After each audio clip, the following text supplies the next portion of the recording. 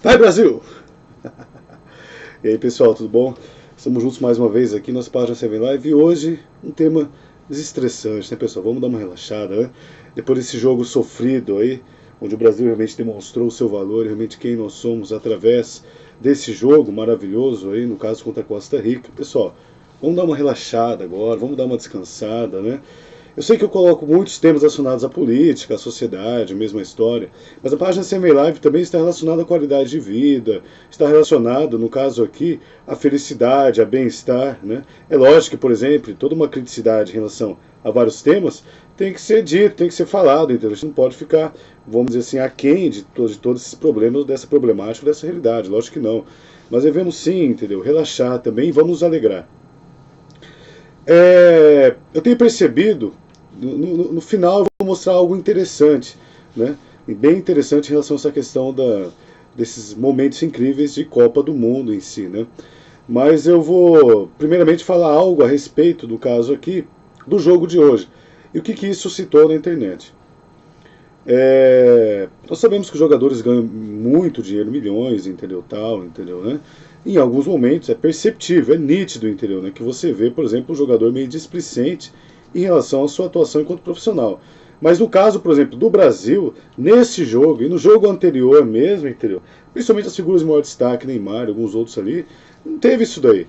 É lógico, por exemplo, alguma estratégia do Neymar ali de cavar falta, de fazer uma coisa aqui e acolá, entendeu? De cair, mas faz parte do jogo, entendeu? No caso, né? Mas fez a parte dele, né? E fez bem. Principalmente o Felipe Coutinho, que nos salvou aí, né, durante esse processo, quer dizer, considerado o melhor jogador do campo, né, justamente porque também, né, salvou a pátria. Né? Mesmo o juiz aí tentando atrapalhar, fazendo de tudo, entendeu? Para que a gente aí perdesse. Não é perceptível isso daí. Não estou elaborando uma teoria da conspiração, não, entendeu? Né? Mas dá raiva, entendeu? É um absurdo, entendeu? Você vê 2 pênaltis aí, no caso do jogo anterior e esse, não marcados, né? A maneira como um juiz, entendeu? Né? Pode se prestar, entendeu? A isso daí, sendo que ele tinha marcado pênaltis antes, quer dizer, antes a televisão não nos ajudou, né? Quer dizer, ela não serviu para nada, ela foi omissa em relação ao pênalti anterior, e agora ela realmente nos prejudicou, o vídeo nos prejudicou. É nítido que foi um pênalti naquele momento ali e tal. Mas o que eu tenho para falar para vocês é algo assim um pouco mais sério, mas assim, dentro dessa questão de Copa do Mundo tal, entendeu, né? A questão do Brasil, aqui no caso aqui, ter ganhado, no caso desse jogo, que é muito interessante, sim, o papel dos profissionais, no caso aqui, e o tanto que nós devemos sim nos valorizar, entendeu? Né? E nos alegrar frente a essa vitória. Há uma discussão muito grande no Facebook em relação a essa questão, por exemplo, dos brasileiros, né? Eles não se unem quando precisa e ficam preocupados com jogos, futebol. Há também toda uma discussão religiosa em torno disso, que é um ídolo, né, que você está criando para si naquele momento, tal, né, e enfim, né, você está negando, entendeu, algo superior, né, você está negando aquilo que está acima de todas as coisas, né? Mas eu vejo isso como uma grande besteira, na verdade. Porque, veja bem, pessoal, é mentira dizer que o brasileiro, por exemplo, ele não se mobiliza, ele não se revolta contra a corrupção ou contra outros problemas, qualquer que seja. A greve dos caminhoneiros é o exemplo mais próximo que nós temos.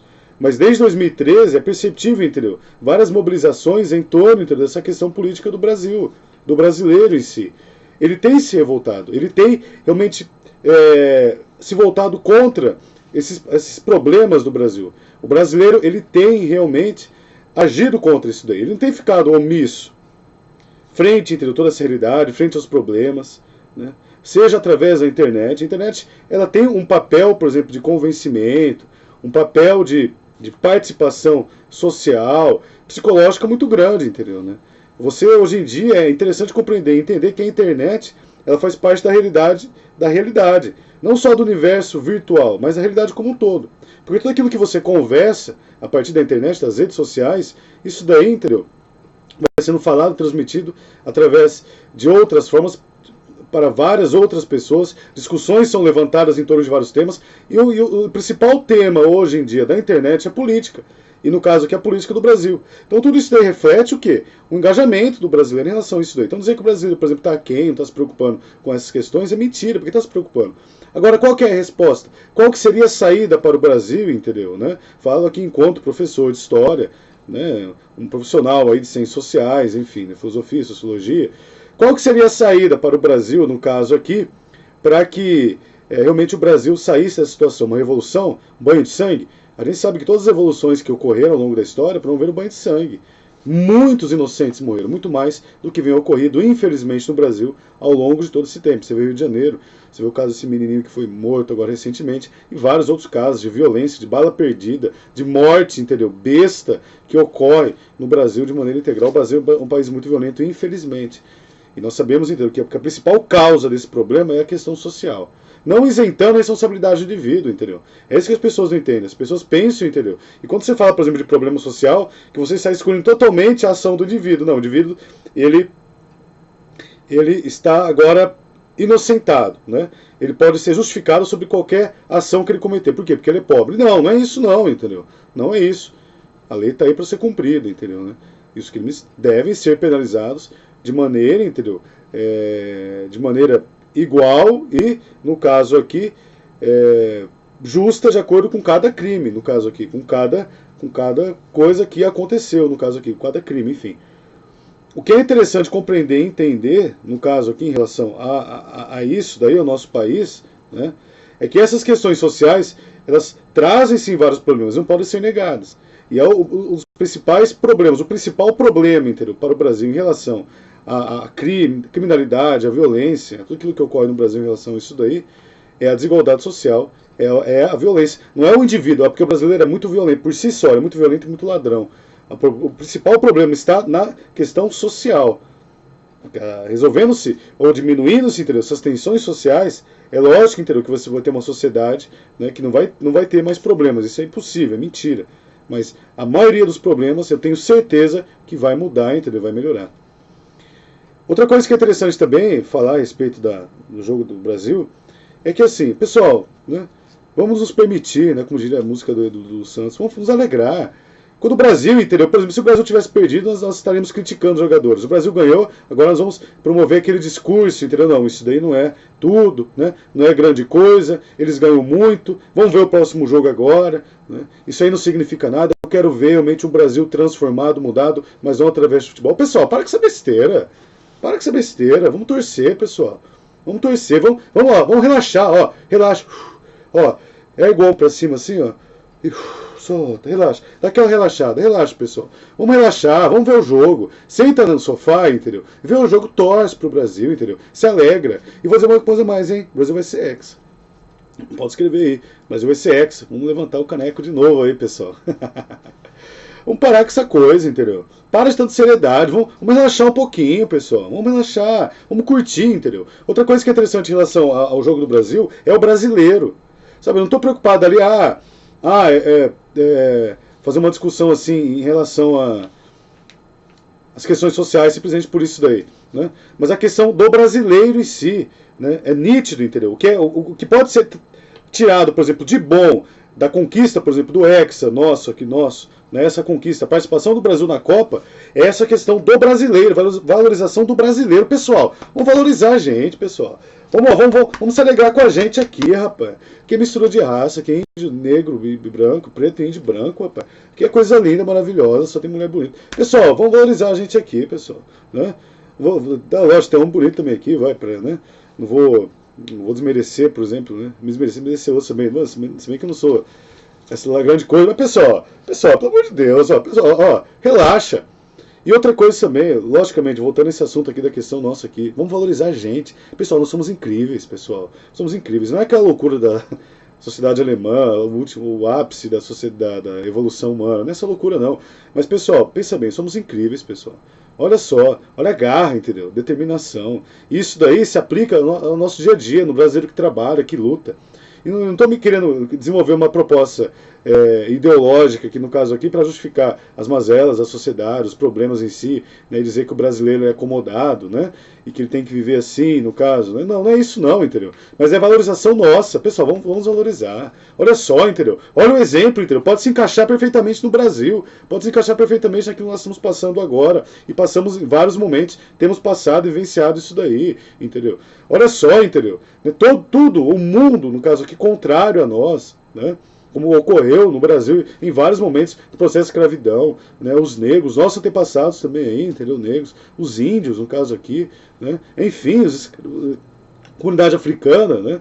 A única diferença, por exemplo, de um branco, negro e índio no Brasil é a questão de porcentagem de ancestralidade africana, indígena, europeia, é a principal diferença. Do resto, todo mundo, entendeu, tem uma ascendência, basicamente a maioria dos brasileiros tem uma ascendência indígena, africana, independente da cor da pele. Mas voltando ao assunto aqui, pessoal, pensa bem, entendeu? Olha só, né? Como que, por exemplo, o brasileiro tem essa capacidade, entendeu, né, de reverter situações, de mudar a realidade, de lutar até o final, né? No último instante, ali, quando tudo parece estar acabado, ele vai lá, ele conquista, entendeu? Ele consegue, né? Ele é empreendedor, ele se vira, ele luta, entendeu? Ele trabalha, ele busca novos desafios. Pessoal, vamos valorizar a gente, vamos nos valorizar, entendeu? Vamos parar com esse complexo de vira-lata, achar que a gente é um lixo. Isso daí isso é proposta ideológica, que vem desde Gobineau, quando ele veio aqui no Brasil, né? Na época de Dom Pedro, né? No início da República, no caso aqui, né?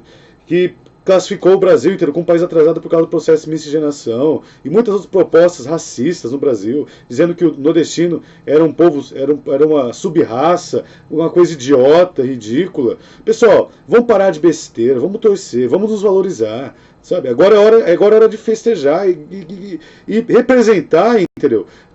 Não vou dizer toda a nossa esperança, né? Mas a nossa participação enquanto povo, né, através dos jogadores ali, entendeu? Nossa participação, por exemplo, no mundo, através dos jogadores da Copa, ali no caso, entendeu? Pessoal, vamos valorizar mais, entendeu? Vamos gostar mais da gente. Eu digo mais, hein, Brasil ECX. Assim, pode escrever aí, né? Vamos levantar o caneco mais uma vez. Tem uma surpresa para vocês aqui. Eu achei um guia da Copa aqui de 1994. Pessoal mais novo aí, entendeu? No mercado não vai saber, logicamente, o que é isso daqui. É a revista do Faustão, né? Se ele vê aí, né? Quem sabe, né? Vamos ter esperança. E é o guia da Copa. E na verdade aqui seria um bolão, entendeu? Onde você era sorteado, no caso aqui, um Corsa GL 1.4. Isso aqui eu paguei na época 1 RV. Pra vocês terem uma ideia, foi na transição ali, entendeu? Até o real. Revista do Faustão. E tem alguns dados interessantes aqui na revista do Faustão a respeito da história da Copa, né? Eu gosto de história, então para mim é muito interessante. A primeira coisa que eu achei interessante no caso aqui, desse livrinho aqui, vou mostrar para vocês aqui, para vocês matarem a saudade. Olha só aqui, ó, né? Tudo isso daqui. O Brasil era tri, nessa época não era tetra, e existia, o Brasil era tri, a Itália também tri e a Alemanha tri, né? Esses três países, no caso aqui, eram tricampeões mundiais. Então percebe, pessoal, como que era no caso aqui, né? E olha só aqui, pessoal. Uma coisa interessante em relação à Copa, nesse momento aqui. A figura aqui do João Coelho Neto, o preguinho, que fez o primeiro gol do Brasil, né, quando ele ganhou da antiga Iugoslávia, que hoje está dividido em várias nações. Sérvia, no caso, e Croácia. E esse João Coelho Neto, o preguinho, ele era polivalente, praticava basquete, vôlei, atletismo, natação, e ele foi estimulado pelo pai para, no caso aqui, fazer o primeiro gol, participar, logicamente, jogar futebol e participar, logicamente, da seleção, e foi o autor do primeiro gol aqui na Copa do Uruguai. O primeiro, no caso aqui, o primeiro campeão foi a seleção uruguaia, o que é interessante, né, para quem não sabia. A primeira seleção campeã foi a seleção uruguaia em 1930. O Brasil também teve uma taça derretida, a gente sabe, isso aí de 1970, ela foi roubada, a taça Jules Rimet, né, tem o desenho dela aqui, né. Opa, vídeo aqui. Aí vocês vão ver, a taça Luiz Melo foi roubada, depois foi encontrada, tal, foi derretida e foi transformada em barras, né? E tem vários outros assuntos aqui bem interessantes em relação às curiosidades aqui da Copa também, né? Isso aqui é mais como um saudosismo, né? Isso aqui é mais como uma lembrança, entendeu, né? Na Copa aqui de 94. No caso aqui, a não convocação da Ademir da Guia, que foi uma outra curiosidade também, que foi, né, logicamente, e poder ter sido convidado aqui, principalmente na Copa de 70, de 74, e não foi, era um grande craque da época também, e várias outras características que nós sabemos aqui, e que é interessante. Essa época que a Copa foi lá nos Estados Unidos, na Copa nos Estados Unidos, Copa ali norte-americana. Aqui, pessoal, Faustão, Copa de 1994, nós estamos aqui em 2018, 94 aí para 2004, 94 para 2004, 10 anos, 2014, 20 anos, 2018, 24 anos, olha só como eu tô novinho. Na época eu tinha 12 anos, estou com 36 agora, com carinha de 35, né? Pessoal, olha, muito obrigado. Ó, vamos torcer pro Brasil, hein? Vamos levantar o caneco de novo aí. Brasil hexa, campeão da Copa do Mundo, hexa campeão mundial. Pessoal, tamo junto aí, galera. Juntos aqui na conquista do hexa e outros assuntos relacionados a vários temas aqui do Brasil e do mundo como um todo. E pessoal, conselho, dá uma relaxada, vamos torcer, entendeu? Vamos gostar do Brasil, vamos valorizar, entendeu? O que é nosso um pouco aí, pessoal. Não é idolatria, não. Vamos gostar um pouquinho, vai. Vamos valorizar, vamos dar uma relaxada, vamos nos permitir. Pessoal, muito obrigado. Até a próxima, beijo. Tchau, tchau. Hexa!